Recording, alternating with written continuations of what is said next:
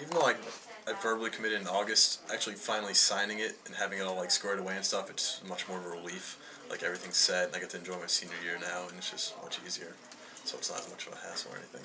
Hearing everyone say, "Oh, like this college apps do that," I have so many essays to do. I'm kind of just like, yeah, well, I got to do one, and everything's pretty easy. But I still like want to keep up with my grades and keep going strong with everything. So it's not too bad. It's really big for not only Kurt, a kid that has worked so hard to get where he is right now, and it's basically a reward for doing 4 years of great work as being a baseball player and a student athlete.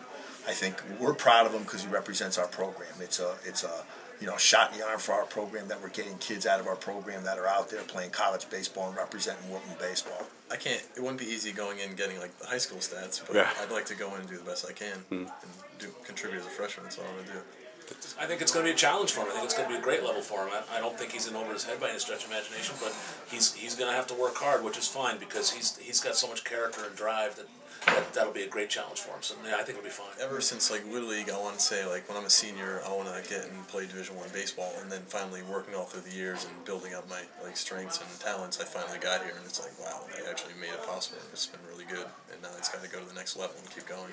I remember being at Middlebrook School, and he was 4 years old, and I was amazed at how far he was able to throw the ball as a little kid. And I always said, well, is there something here? What's this going to be like eventually? And going from from T-ball to minor league north to majors, and then to Babe Ruth and did AAU, and just the development I think that we saw from him was just a tribute to him. He worked his backside off all the way through. This isn't anybody that gave him anything.